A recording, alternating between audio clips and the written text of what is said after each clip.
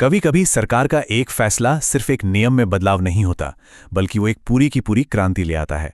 आज हम एक ऐसे ही जबरदस्त और अप्रत्याशित फैसले की पड़ताल कर रहे हैं जिसने भारत के एक बहुत बड़े सेक्टर के खेल के नियम शायद हमेशा के लिए बदल दिए हैं। चलिए, इस पूरी बात को एक बहुत ही बुनियादी सवाल से शुरू करते हैं। किसी भी देश को अपने सबसे जरूरी उद्योगों जैसे कि बैंक, ऊर्जा या फिर बीमा पर विदेशी कंपनियों को कितना नियंत्रण देना चाहिए? ये एक ऐसा सवाल है जिसका जवाब किसी भी देश की आर्थिक तकदीर तय करता है। और भारत ने हाल ही में इसी सवाल का एक बहुत बड़ा और बहुत ही चौंकाने वाला जवाब दिया है। ये जो अखबार की सुर्खी है ना, ये सिर्फ एक खबर नहीं है, ये एक ऐसे आर्थिक भूकंप का संकेत है जिसने दशकों से चली आ रही सोच की नींव ही हिलाकर रख दी है। तो ठीक है, इस भूचाल के असर को पूरी तरह समझने के लिए हमें पहले एक बहुत जरूरी शब्द को समझना होगा, FDI। आखिर ये है क्या? चलिए इसे समझते हैं। FDI यानी फॉरेन डायरेक्ट इन्वेस्टमेंट। देखिए, इसे बिल्कुल आसान भाषा में समझते हैं। किसी लोकल दुकान में कुछ शेयर खरीदना एक बात है और पूरी की पूरी दुकान ही खरीद लेना वो बिल्कुल दूसरी बात है। FDI असल में दूसरी वाली बात है।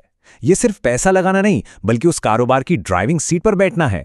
और इस नई नीति का सबसे चौंकाने वाला पहलू यही नंबर है, 100%। इसका सीधा सा मतलब है कि अब विदेशी कंपनियां भारत में बीमा कंपनियों की पूरी मालिक बन सकती हैं।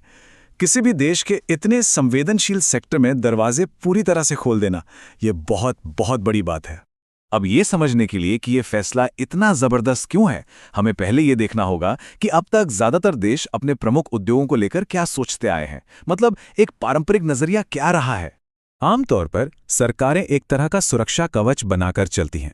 वो चाहती हैं कि देश के जरूरी उद्योगों की कमान देश के ही हाथों में रहे, अपनी कंपनियों को बाहरी मुकाबले से बचाया जाए और विदेशी असर एक दायरे में ही रहे। और अगर बदलाव होते भी हैं तो बहुत धीरे धीरे नपे तुले कदमों से। ये कहावत उस पारंपरिक सतर्क सोच को बिल्कुल सटीक तरीके से बताती है। मतलब कोई भी बड़ा और अचानक तूफान खड़ा करने से बचो और अर्थव्यवस्था की नाव को धीरे धीरे संभाल कर आगे बढ़ाओ। लेकिन भारत सरकार ने अपनी नई नीति से उस पुरानी, धीमी और स्थिर सोच वाली किताब को बंद करके एक बिल्कुल नया आर्थिक अध्याय लिखना शुरू कर दिया है। और ये सब हुआ भी बिजली की रफ्तार से।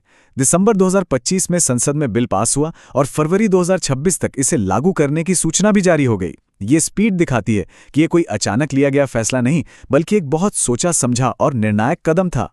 और यहीं पर हमें पहला बड़ा विरोधाभास देखने को मिलता है, और वो है दृष्टिकोण का। पुरानी सोच थी अपने उद्योगों के चारों ओर दीवारें खड़ी करने की, जिसे आर्थिक संरक्षणवाद कहते हैं।